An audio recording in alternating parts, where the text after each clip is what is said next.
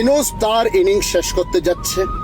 বাংলাদেশ আওয়ামী লীগ দ্বিতীয় ইনিংস খেলার জন্য প্রস্তুত হয়ে রয়েছে।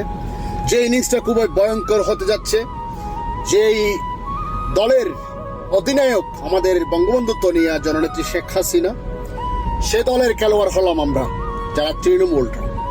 আমরা অধিক আগ্রহের সাথে বসে রয়েছি। আমাদের উইকেটটা ব্যাটিং ফ্রেন্ডলি উইকেট হবে, যেন পিটাতে সহজ হয়।